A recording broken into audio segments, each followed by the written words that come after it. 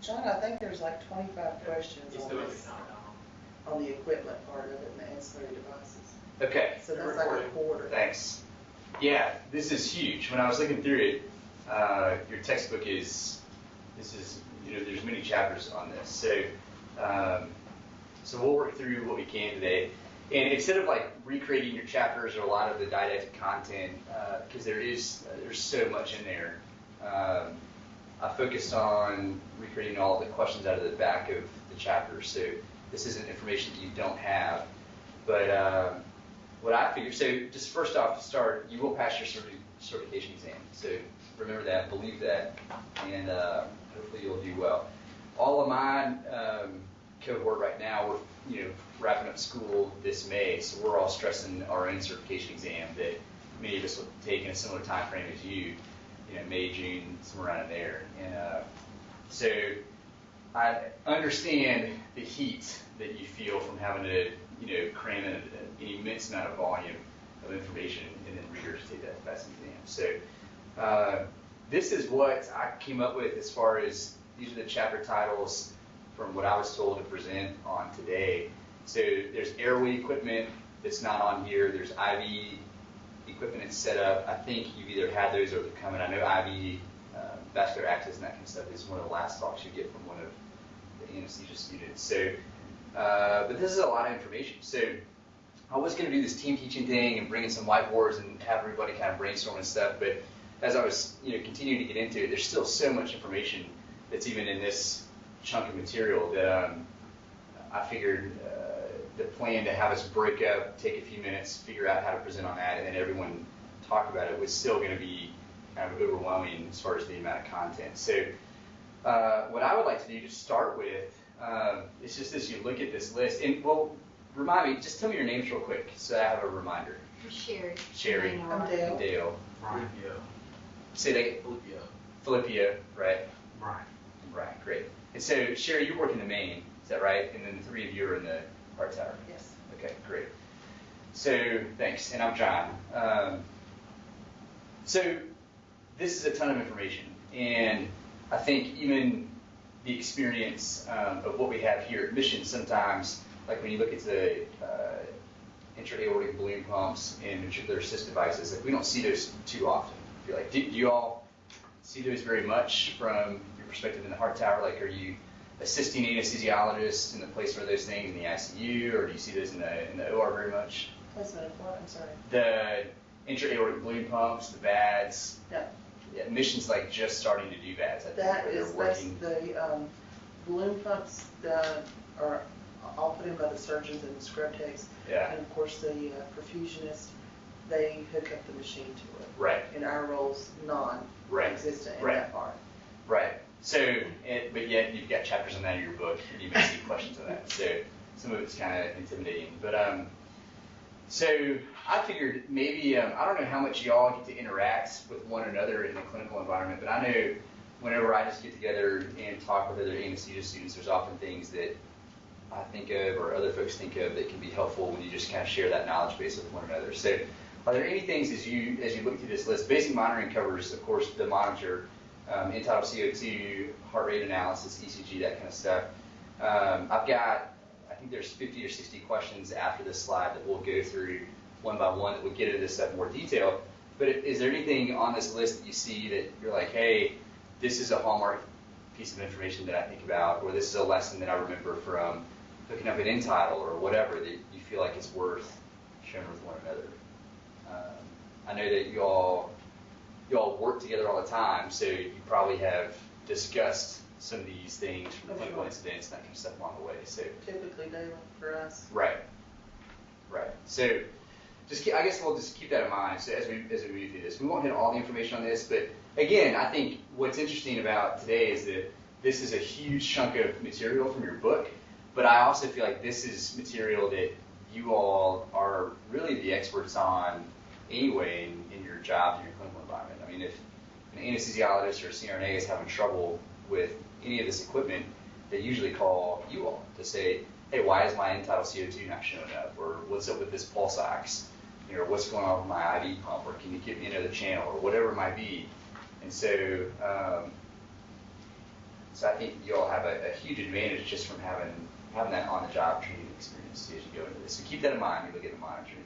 I'm also, and I was joking about it earlier with Brian, that you guys definitely, I mean, I don't know, you love your job and we need great anesthesia techs, and so you should stay there and be excellent performers where you're at. But also go to anesthesia school, because you know like all the information already. Like I've been listening to you all study, and it's like this is crazy. Like the amount of information you know as far as pharmacology and patient physiology and that kind of stuff. If you've ever had it in your mind, like I could do their job better than they're doing, an anesthesiologist or a CRNA, you probably could. I mean, just so go to school. I mean, it's, you know, it's incredible the stuff that you all are responsible to know. So, all right, so basic monitors. Like I said, there's like 50 questions on this in your book, and so instead of going through the didactic material, I figured we would just look at the questions and we can talk about issues as they came up. So, well, I try to have this as much interaction as possible as we go along. So what do y'all think about this? You're called into the operating room and told that the pulse ox is broken. You look at the monitor and see that the reading is lower than expected with little, if any, waveform present. What's the likely cause? What could this be? Yes. E. A, B, and C. A, B, and C, right, so E.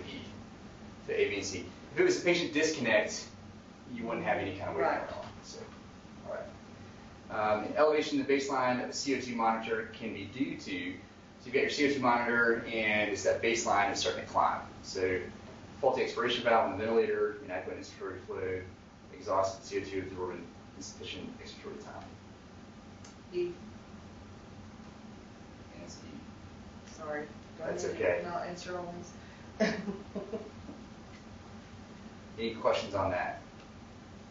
I think as we go through this, like if you have questions about the monitor or whatever, so I've just got like 50, 60 questions that are like this that we'll just work through that will help overview all of those chapters that we just saw. So it's your opportunity to chat about any of these monitors as they come up if you've got questions or things that you haven't understood in the past.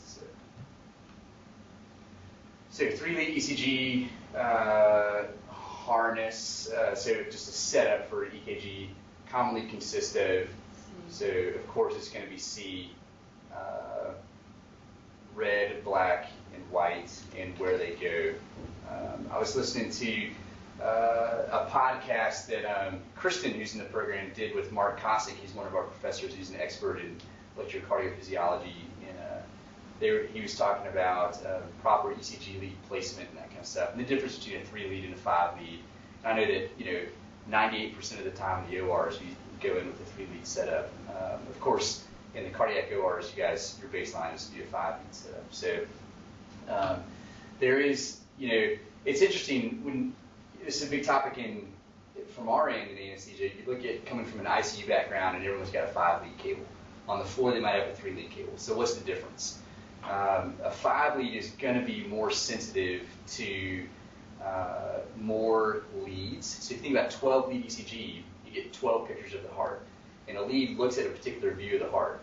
And so whether it's lead 2, 3, lead 1, 2, or 3 on your chest leads, or on your limb leads, or leads be 1, 2, 3, 4, 5, 6, and then you can even flip it to the backside and do posterior leads. Each of those leads looks at a particular area of the heart and shows you, is there ischemia, is there some kind of strain on the heart. And the 3-lead is only going to pick up, a couple of those leads, where a 5-lead cable, depending on where you place the brown lead in particular, you're going to pick up that individual chest lead. And so Kosick was talking today on that podcast that the most sensitive leads for ST elevation or depression are limb lead 3 and then V3. And so V3, of course, V1 and V2, and V4 is like the midclavicular like intercostal space number 5, and so V3 is between that. So it's kind of like below the nipple off to the side, like in a 7 o'clock position if noon was up and 6 was down. So I'm just kind of rambling on, but I feel like a lot of CRNAs just go with the 3-lead in the main because it's easy. And a lot of CRNAs don't necessarily, I feel like maybe in school they have a good understanding of the sensitivity of different leads and that kind of stuff. They just get in the job and you just do what's easy. So 3-lead is easy, but I'm seeing that the newer ones, a lot of them are, got an out-of-school pass through, they're using 5 days. A lot of them are asking for that. Yeah. 5 days. Yeah, and it's you're gonna sense it's a 3 lead is great. It's super sufficient for arrhythmias, but to actually monitor changes in your ST on the monitor in real time, you really need to be able to select those independent leads specifically, and a 5 lead is what's good for that. So, all right, so y'all know about this. So if you use a blood pressure cuff that's too small for the patient, it can result in a false high reading. True or false? True. And the converse is true, of course, as well. So if you use one that's too big, you could get a falsely low reading. I did my youngest patient yesterday. Was it yesterday? It was yesterday. We had it was 30 minutes old. It was a gastroschisis. I can't quite say that. But the little baby blood pressure cuff was just so tiny. It was unbelievable. It's cool to see. So I did the C-section on the mom and then followed the baby down to the main. It was kind of cool to see. Most reliable site for monitoring core temperature is? D. What's that? D. D, right. The pulmonary arterial catheter. So, and it's interesting. We used to snake those like armpit probes down the nose, but I guess people have stopped doing that. Because, I don't know, I think one of the students actually did a study and showed that the risk of infection or something like that is high. So they're telling us anyway not to do those anymore. But yeah, I think a lot of times folks are going to do esophageal for a good core temp. But of course, if you've got a PA, then that's your best. Medication is not commonly used in drug pumps. So which ones are and which one are not? C. Yeah, so obviously you're going to see vasopressors, heparin. You can do, paralytic infusions, but the pentothal, you don't often see that in pumps. So. Medication pumps are configured generically to fit the average needs of the patient in any area of the hospital, we think. Yeah. I think so. So they're programmed by pharmacy. I think, as far as I understand, Mission has an involvement in programming their own pumps. That if you were to go to a different hospital, it might be set up a little bit differently and stuff. So. Oh, I thought you were talking about areas, because I know if we do not the ICU, Right. it brings up everything you put in there brings up a different list of drugs. Right. Which was challenging in the ICU because you get someone from the floor and you want to hang a vasopressor and there's not even on there. So yeah, you've got to remember that. So I always do that in the OR too. You put it on ICU and then of course the anesthesia mode so it's quiet. If the pump sounds alarm, the technician should check all of the following except. So this is a good example of what is in your role as an anesthesia tech and what's not part of your responsibility. B. So B. So it's not necessarily your job to say this medication is appropriate for this patient. Of course, you know that because you're smart, but that's a role delineation type question to say it's the anesthesia provider's role to pick out the right medication, but you can assess for all the other things. Using the keypad, the following data may not be entered into the drug pump. G. C. Yeah, obviously there's no drug that is dosed based upon the gender of the patient, but these other things could be important. All right, the leading cause of patient harm is medication error, we think. True. For sure. Yeah. Meds are a big deal. And it's wild. It's wild how fast you can get into trouble with that. I think that's a big difference. Maybe not for the anesthesiologist, but maybe so, because they're often not the ones that are pulling up drugs, But for CRNAs, you come from an environment where everything is double checked. The pharmacy's got to clear something, and the Pyxis has to say that it's the right drug, and there's all these layers. And you get into anesthesia, you just have this cart, and you can pull up whatever you want. And so, obviously, as you know, just following the 5 rights of medication administration can prevent a lot of errors and proper labeling and all that kind of stuff. But it's a different environment for CRNAs because they come from this highly controlled environment to one in which they pick up the drug and they give it, and there's a lot of risk involved in that, especially in high pressure, you got to do this right now type environments. So the adage that slow is smooth and smooth is fast, I think, plays into a lot of what we do in the OR is team anesthesia. If you can operate, you want to operate quickly, but if you can slow down and collect your thoughts and all that kind of stuff, it can really be beneficial. So on to a new chapter. Blood gas analyzers and point of care testing. All of the following can cause erroneous value on a blood gas analyzer, except for what? C. So I would say it's C. it is C. What were you going to say? I would say D because I thought after 10 minutes For blood gas? it might not be correct. That is true. So this is all of the following can cause an erroneous value, except for, so D is true, but C is the exception. If you put more blood in the sample, it's not going to cause an erroneous value. If you do go over 10 minutes, it's going to cause an erroneous value. Does that make sense? Yeah. Yeah. It's true. There's The one of question- those. There's one of those. I know. We've already right across a few of those. That were Yeah. And so this is important. I can't tell you how many questions I've missed in anesthesia school just because you don't read the questions super carefully. And so one little word. yeah, and so that's equally as important as we go through this to think about your test taking skills. One of the things that I finally got over, it was very intimidating, which you won't experience this when you go for your anesthesia test because you'll be in your little cubicle and you might be in there, someone doing a social work exam or somebody doing an engineering exam or whatever at the testing center.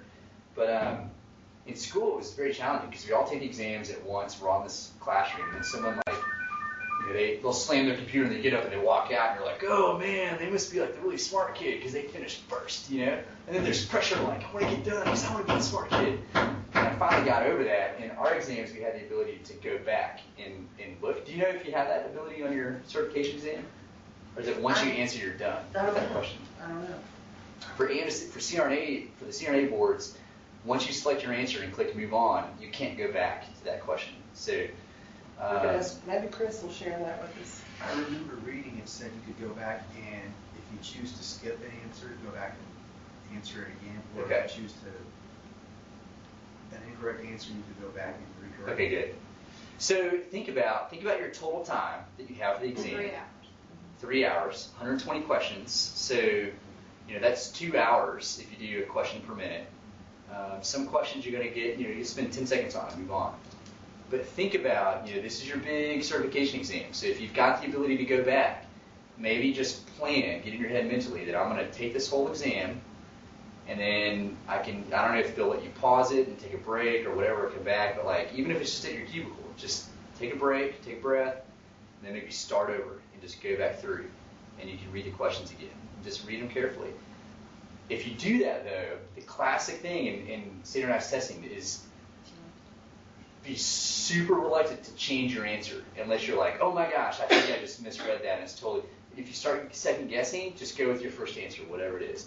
If you're second guessing and you change your answer, statistically it shows that in all forms of standardized testing, medical or not, that your first guess is probably the most accurate.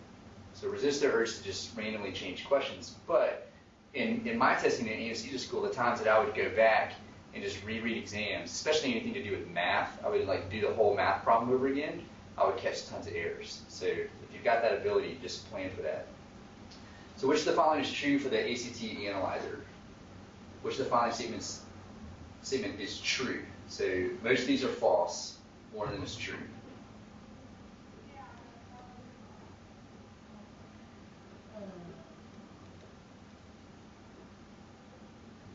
I think it's A. It is A. So ACT is clot time, clot formation in seconds. Everything else is false. So from reading this, I remember that they said that analyzer should actually be warmed up instead of cooled. Dilution does have an effect, and there's two different types of ACT analyzers. They both measure the ACT in different ways, and so they can't be compared. The result from two different machines aren't synonymous. Which of the following statements are true in regarding to TEG? Now, has Heart started to use TEG? I know that you all were thinking about getting one in the Heart Tower. So, do y'all know about TEG? What that is? So, TEG is another form of measuring a clot, which I think might be your answer. We'll get the answer right there. So TAG or TEG is like thromboelastography or something like that. I can't remember exactly what it stands for, but it's a very expensive machine. it takes like 30, 45 minutes for this machine to boot up, but you take a blood sample and you put it in, and it gives you a black and white readout. It gives you a visual example. It's kind of like, it's like a little line, and it blows up into a big blob, and then it shrinks. And that picture is synonymous with like a graphic representation of a clot. So if it's not very big, your clotting is poor, essentially. If it takes a long time for it to blow up, that's synonymous with like the length of time it takes to form a clot is slow. So it's a pictorial graph, and then there's also different types of numbers. You get a numeric printout of different clotting factors and that kind of stuff. And so it's a quick test if your machine is booted up, and it can give a lot of feedback. And so a lot of trauma centers use this to kind of base their fluid and blood resuscitation on, but it's another layer of that kind of testing. So, but excessive agitation in the blood sample can cause premature clot formation. It does not evaluate platelets. It's formation in seconds. So, any question about that? I don't think the Maine is planning on getting one, but Dr. Joe said that the Heart Tower was thinking about getting a TEG thing at some point. So, when there's a question about the validity of a test result, the best rule of thumb is, so any test result, what should you do? Yeah, it's always a good idea to send one to the lab. So, don't assume they're both true. You don't necessarily need to take the time to recalibrate the machine, although often like a blood glucometer or whatever, those things are calibrated daily, if not more often. So, but the lab is ultimately going to be your best assessment. What statement is true regarding the INR? C. Right. It has to do with warfarin.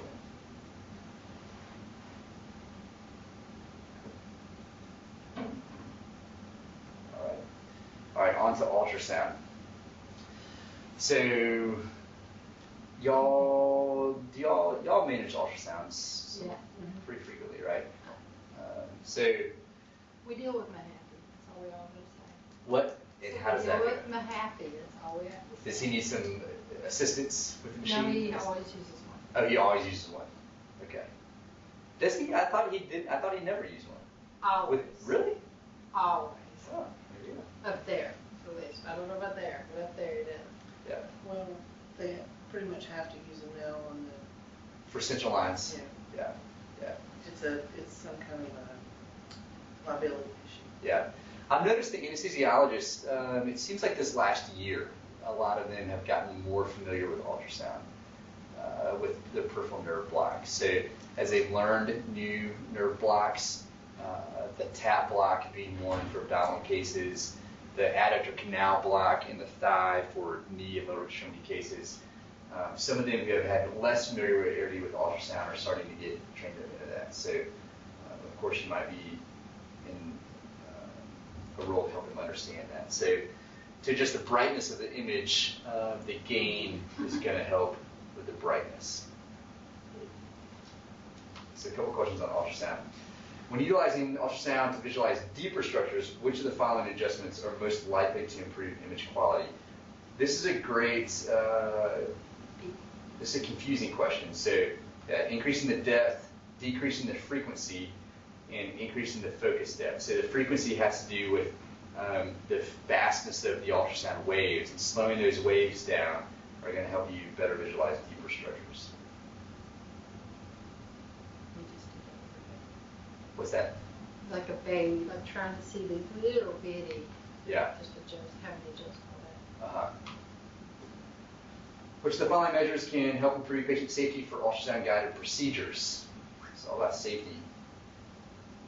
Anything with safety, I often feel like, they're probably going to list as many things as possible that, people love safety questions. So it's probably going to be all the above, or, something like that. So.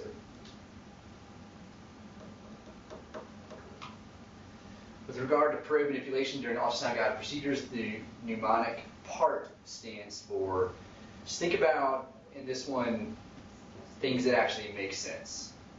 See? right? So pressure, alignment, rotation, and tilting. A lot of these other things are just like random words that have nothing to do with ultrasound. So stick to your guns, stick to what you know, stick to what makes sense when you're seeing some of these things. And it's all about probe manipulation. So you think like timing and tone and target, like, you know, a lot of these things don't have a lot of something to do with probe manipulation. Ultrasound image formation at its most fundamental level involves a visual representation of this is another one where like most of these answers are complete nonsense, but try to figure out which one actually has to do with ultrasound. And there's a key word here that will tune you in. C. Yeah, piezoelectric. I can't explain what that means, but that's like your classic ultrasound word. It's piezoelectric. It's just a funky word. So if you see that, it's probably has to do. The A, B, and D are complete nonsense, and E, your book said actually that's the description of how an X-ray works. So the other ones don't describe anything. But piezoelectric element, and that's why that probe, it's a piezoelectric crystals in there, so that's why it's so valuable to not bang that thing around, because you can break the crystals, and then that element won't work anymore. All right, so TEE, our heart tower folks, pros at this. So the question on this were pretty straightforward. Which of the following should be available for cardiac valve replacement procedure? What do you think? Yeah, all the above. So should have all those things. In which of these situations is it okay to continue placement of the probe?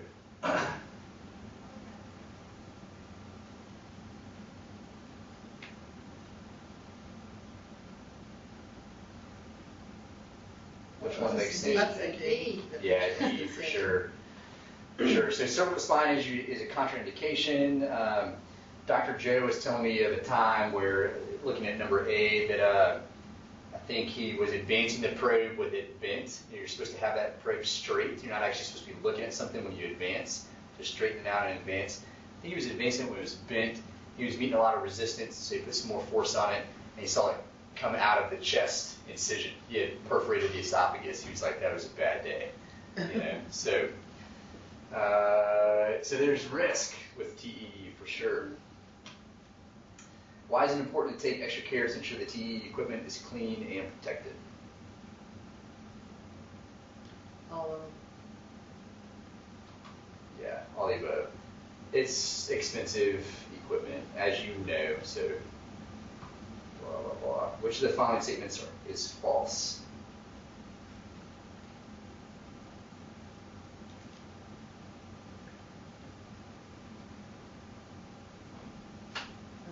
B. Yeah. Yeah, so don't have that tip bent when you're sticking it in. Which of the following statements is false? C. Yeah, you want that thing more secure than that. You want to put it somewhere protected. So, how are your all TEs? You pretty much carry them in and carry them out, right? There's not like you carry them in, we'll put them in, and then you hook it in, but they're like on to the patient, right? What do you do when you bring them out? You pretty much carry them off, right? Right. Well, like, yeah, like a bronchoscope, you've got that nice they're tube on the side of the contaminated. car. But Yeah, the bronchoscope, we try to keep it in a plastic sleeve, so when we transport it and stuff, it doesn't contaminate anything. Mhm. But the echo probe, we have to kind of just make sure we don't touch anything with it, yeah. because it's contaminated. But yeah, we keep them in a cabinet, in the hanging position, and then just carry them in and out. Yeah, yeah. I didn't remember there being like the bronchoscope's got this little cart with that PVC tube that you slide it down into. So we're halfway. We'll break for you there. Little anesthesia humor. Anyway, communication and ER super important. This guy's got some big toes. Yeah, crazy. Oh, I didn't even see the feet. Yeah, patients on the floor. All right. So neuromuscular blockade assessment. Which of the following statements is true regarding the stimulation of the facial nerve to monitor neuromuscular blockade?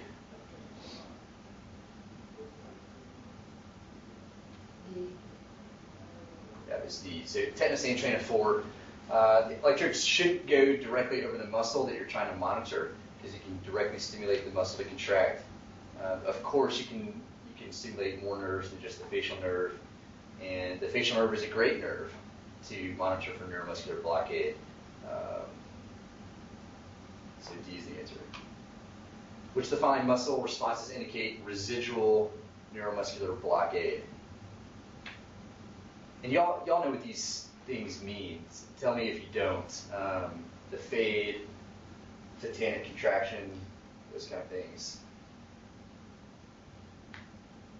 It's all of the above. Yeah, so all the above.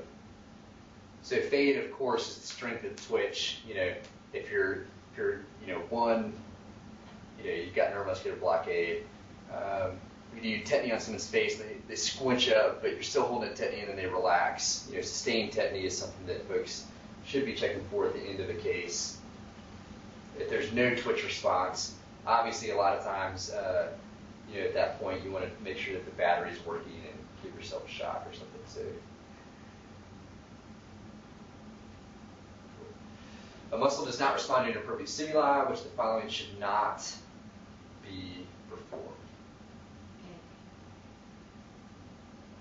Yeah.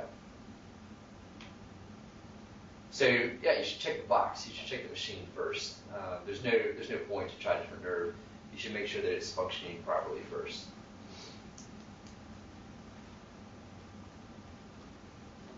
The following, so now we're on to neurophysiologic monitoring. This is like BIS monitoring and MEPs and SSEPs and that kind of stuff. So the following are common uses of neurophysiologic monitoring, except for what?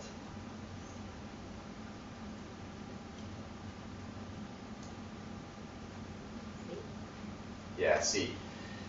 So status of peripheral nerves, spinal cord, the brain during a surgical case. Of course, you're going to see that on a back case with the SEPs or MEPs. Monitoring ICP during neurosurgery when the brain is injured. Assessing the depth of anesthesia is BIS, but we're not using these kind of things to actually navigate through the brain. So that would be your MRI or CT image or something like that they've got up in the room. The use of a NIM endotracheal tube utilizes which of the following type of neurophysiologic monitoring? So think through these things if you don't know it right off the bat. So what do you think? E. What's that? E. E, right? So visual, it's definitely not going to be that. It has nothing to do with your eyes. Brainstem auditory, so ears, it doesn't have anything to do with your ears. And then motor evoked and somatosensory evoked. Those are going to be external machines with technicians that come in. So obviously you can narrow that down to EMG if you don't know that right off the bat, which is just the study of myome muscle. So it's the study of muscle response to a stimulus. When preparing for a case that will require neurophysiologic monitoring, the anesthesia tech should have all the following items available except for, which one does not make sense? D, yeah. You're not, this is kind of a moot point because you always have long-acting muscle relaxants available in the anesthesia cart, but you don't need them especially for that case because they shouldn't be using them if you're going to do neuromuscular monitoring. I'll never forget the first time that I used, I think it was, rocuronium or Beck to intubate a patient, and we were doing a breast biopsy with, a mastectomy with a sentinel node biopsy. And so when they dig in the chest, obviously they do some neuromuscular monitoring. They want the nerves intact because if they come in with electrocautery close to those nerves, the nerves will twitch. And so then they know not to dissect them. Well, I had completely paralyzed my patient, which took that ability for the surgeon to see that away. And so now he's essentially flying blind. If you can have a good visualization, say, oh, that's a nerve, but he was in there just mucking around and all this stuff. And so, man, I was over at Joe's, and I think it might have been Dr. Ahern or something. He's got a real stern face anyway, but he was just staring me down over the drape. I'm like, I'm sorry. I didn't know. It's a learning curve. I've learned a lot of things through mistakes. So. A BIS monitor that measures, a BIS is a monitor that measures true patient awareness. What do you think? Yeah, be super cognizant of any kind of like absolute terminology, so true or all or always. Any of those kind of things are usually flags for that not being true or all the time. So it doesn't measure true patient awareness. It's an additional monitor that helps folks understand, is this person, what's their depth of anesthesia, that kind of stuff. But it's, as you know, obviously, it's not the end-all be-all measurement for patient awareness. Normal values for ICP? A. So typically anything over 15 is considered elevated. When transporting an external ventricular drain, which I put that in there because I don't know, your book used a specific terminology that I wasn't familiar with. So EVD, that's all it said. I was like, what's an EVD? So it's an external ventricular drain catheter. It's important that the anesthesia tech.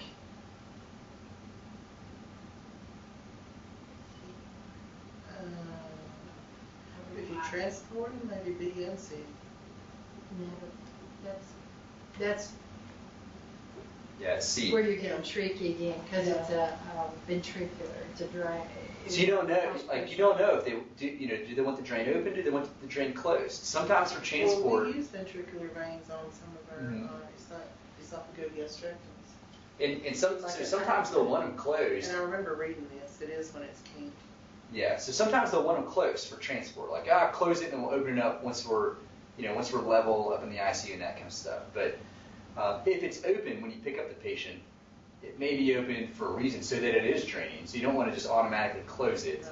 Right. So again, this is just like a patient safety thing, and you kind of think through this to say, obviously like C is a good option, but again, that kind of absolute terminology, like always close the drain. Well, you're not going to always close the drain. There's going to be times that you might keep it open. But sure, you should always make sure the catheter and the drain are not. Where it's at, what it is. What's that? I said, depends on where it's at, what it is. Yeah, and why you're using it. So, great. All right, so big story. 65-year-old man with history of diabetes, hypertension, and peripheral vascular disease presents to the ER after a car accident, chest pain, and ST segment elevation suggestive of a large anterior wall MI. While in the emergency room, develops persistent hypotension with blood pressure readings in 70 over 30 despite an infusion of epinephrine. He is taken to the cath lab for the management. Which of the following is an absolute contraindication to the placement of an intra-aortic balloon pump for cardiac support?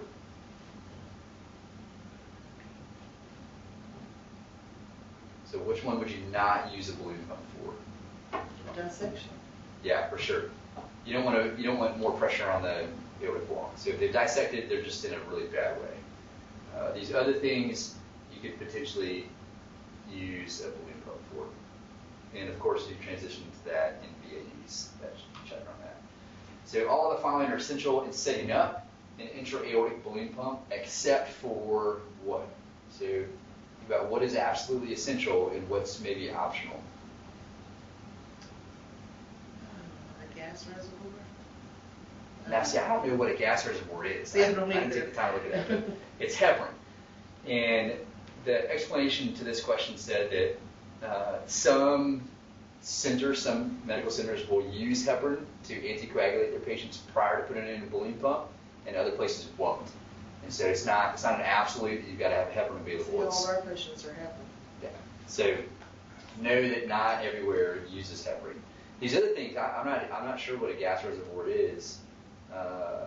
I guess it's maybe what the balloon pump fires off of.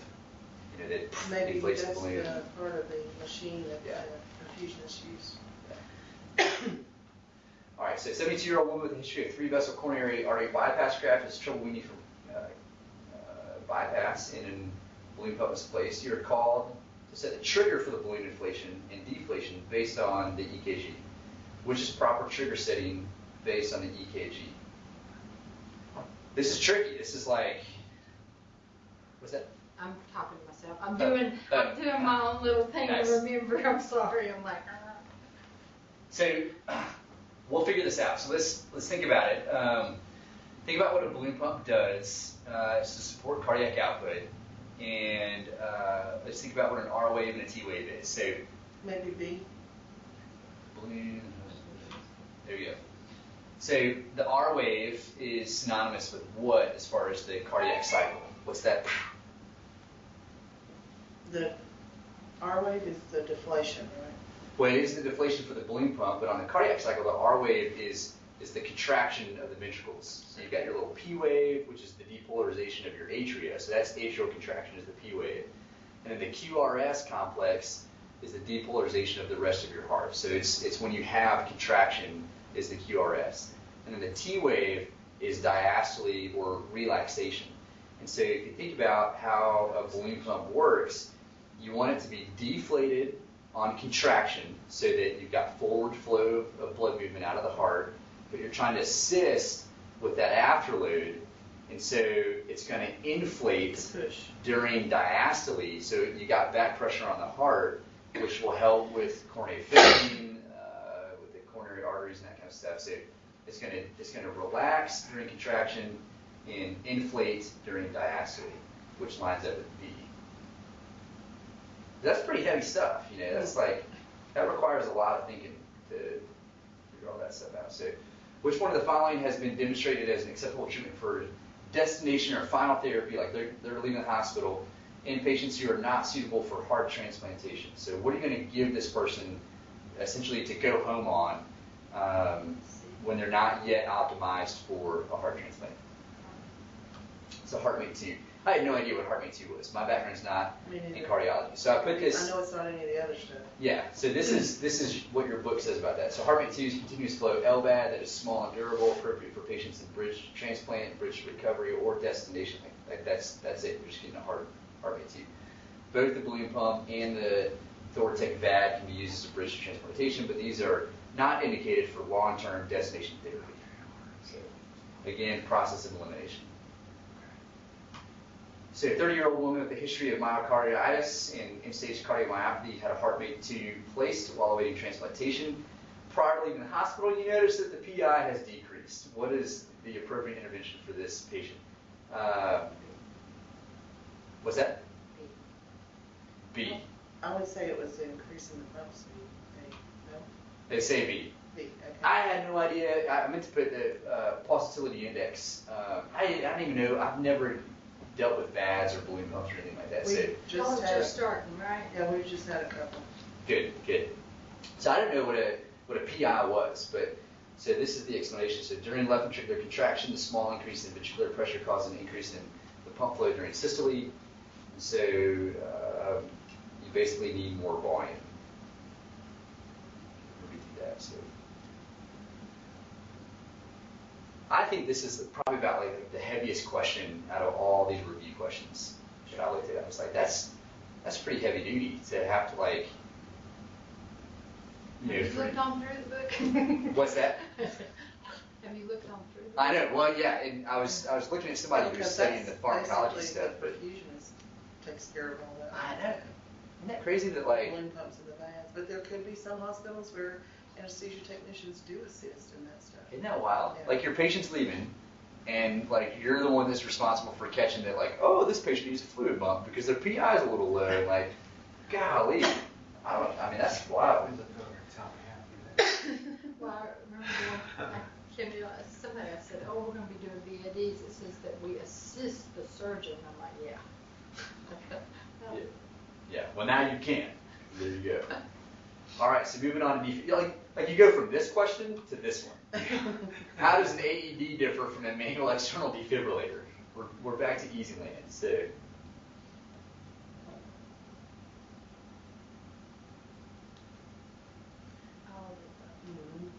So an AED, it does it all for you. So a manual external defibrillator is not going to give you guidance about what the cardiac, whether it should be shocked with defibrillation. It's just going to be there for you to decide. So, but an AED will say shock advised, or will say shock not advised. Continue CPR.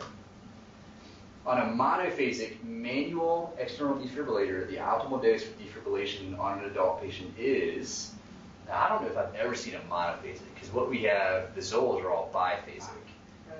So, what do you think a monophasic would be? It would probably be B, or I don't know. A monophasic is going to be 360. And the difference here, the biphasic. So what this means on a biphasic defibrillator, energy comes from both sides, both paths. On a monophasic, it's just wham, one big shock. So it requires a lot more energy to shock the heart because it's just going one way.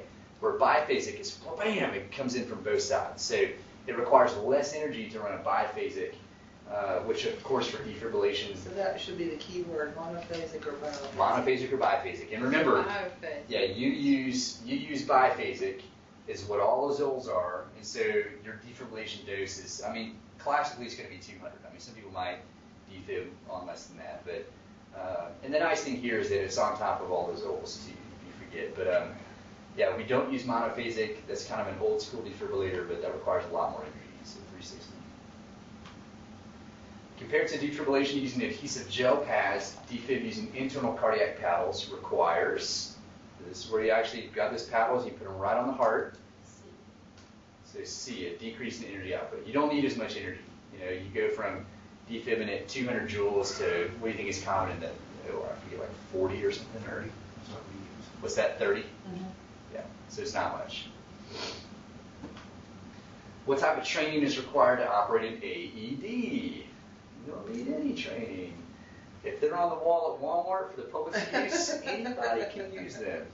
So, I did not know that. What's that? I didn't know that anybody could use one. Yeah, so AEDs are supposed to be, I mean, you see them obviously at the airport, and the AHA, the American Heart Association, says that the last guideline I saw was like anywhere that has 2,000 user days, so like, 2,000 people come in and out of that area in a day. Is there a recommendation that place should have an AED? Now, a lot of places will buy an AED because it's prudent care, even if, like you'll get a doctor's office that maybe only sees 100 or 200 people, but they've got an AED just because, they're a doctor's office or something or whatever. So, but yeah, they're designed that anybody is supposed to be able to flip it open and follow the pictographs or the directions, or just hit the on button and it says, connect pads to patient's bare chest. It'll lead you through all the directions, so you don't need any training. How frequently should a defibrillator and the associated equipment be tested for functionality? Daily. Do you all check those off? Every day. Every day. So that's easy for you all. Yeah. And the nurses do on the floor. So most people who have been around. But the test says that every shift. Yeah. I guess. Yeah. Yeah. So. Yes, that's the issue. So most folks. I thought I did that with him. Wait a minute. Yeah. When a piece of gel pads are placed in the standard anterior or lateral position, an anterior pad should be placed. So you got an anterior pad and a posterior pad, and so the anterior pad should go where? C. B. So to the right of the sternum, so the right of the sternum below the clavicle. The right of the chest, lateral tube below the nipple would be down here. So it just says, and that's on the picture of the pad, it's just going to go kind of over the right breast. That's not where we That's it. Well, and so We just put it. We put them right there. You put them where? Yeah, on both sides. So, and that's important to think And then we too, because think pickle. this is also true for standardized testing. Your job experience is super helpful because it gives you a frame of reference, but you should always approach exams thinking, what's the national organization that you? ASATT. The ASATT. How would the ASATT want me to answer this question? Not, what do I do at Mission Hospital? But you always have to read these answers with this, this is not what I do, but this is what they want me to say. So keep that in mind. Yeah, we did the trauma. Prior to the delivery of a defibrillating shock with a manual defibrillator, the device must first be obviously charged. Cool. All right, so I think this is our last topic. So pacemakers and implantable defibrillators. Again, words that were not super familiar to me. CIED, it's a cardiac implantable electronic device. So the terminology is a little bit different. So when caring for a patient who's got one of those, an anesthesia tech should do all the following except for place a magnet. So, yeah, especially in the preoperative holding area. Magnets sometimes are used, sometimes are not. So, you should do those other things though. Temporary pacing can be achieved by which of the following modalities?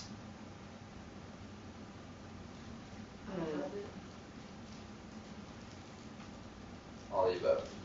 So you can pace somebody through all these other options. I haven't seen transesophageal pacers. We do have them in the hospital. Is that right? Yes. They're hard to find. Yeah. I think we've been requested to have one like a year and a half ago, and we have a couple stashed in case they ever, need to be used again. I think Jim Mahaffey wanted it for some patient we had, and we found one. I think the ER might have them. Is that right? Okay. Yeah, ER or the cath lab. Okay. All right, so after identifying a patient with a CIED, it is important for the clinical care team to determine which of the above. So think about, so you've got a patient with a pacer, and what are they looking to figure out before you take somebody to the OR? What do you need to know? If it's functioning correctly. I thought this was interesting because they actually just said A and C. See, that's A and C. I was asking this question to a few people today, but A and C is what they're wanting the answer to be. Because I'm thinking, because there's some of them that's wrong. So I thought this one's wrong. But if you read the bottom underneath it, it says that there's a special person that does the function. That wouldn't be us. Because I was kept saying it's A, B, and C. Yeah, and I thought that as well. So when I first read the question, obviously you want to know whether it's not it's working, But that's actually what the interrogation is for. It's to assure that it's properly working. And so, and then obviously that's not anybody's role that's in the OR. That's the rep's role. Yeah. So that's not the anesthesiologist or the CRNA or the surgeon. Yeah. So that's what the interrogation is for. That one was kind of tricky. According to the most current ASA practice advisory on the management of patients with defibrillators, which of the following statements is false if there is a risk for electromagnetic interference? What should you not do?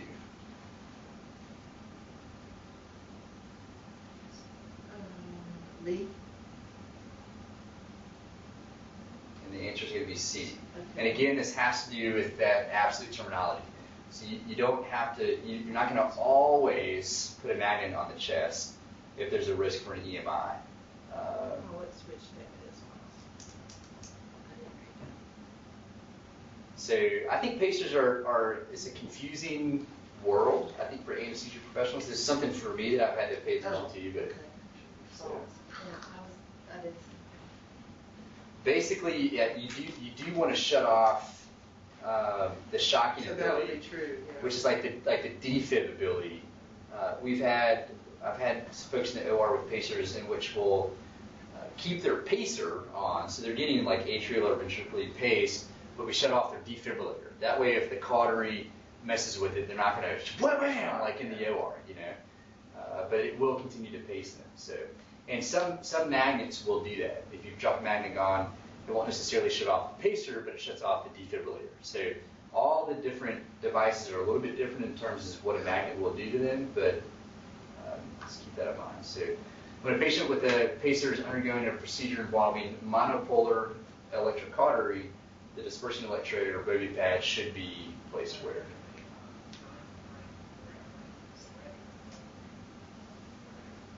I think I heard somebody say it, but yeah, it's C. So you want to think about, where's the surgery taking place, and then if the surgery is, maybe they're doing a gallbladder or something, or I don't know, they're doing an open whatever, a hernia repair. I want the arc of current to go somewhere else. It's going to go in the leg. So just think about, obviously, you don't want the current trying to cross paths with where the pacer is. And that's it. That's the last one. So there you go. So we say this a lot. But I think this could be applied to your preparation for your test as well. So yeah, your test is easy. It's like riding a bike, and the bike is on fire, and the ground is on fire, and everything's on fire. You're in hell. So I want a picture of that. yeah. So study hard. I hope this helped out a little bit. I mean, the content on monitors is just so immense that I felt like doing a bunch of didactic stuff, we'd be here for hours to actually go through like end-tidal CO2 waveforms and all that kind of stuff. But hopefully at least we're bringing the question to the back, simulated some thought process and stuff. I think the big thing in your court for this section of your test is that you all are the pros on it anyway. I think that when I was looking through your book, I almost think that you get more education and training on like troubleshooting the equipment. I feel like that than we do from the CRNA world. Like your book says, here's the device, here's how it normally works, and then like every chapter had, and here's how you troubleshoot it. And I think for us, it's like, here's the device, here's how it works, here's how it matters to your patient physiology and all that kind of stuff. But we don't get as much as of the troubleshooting and how to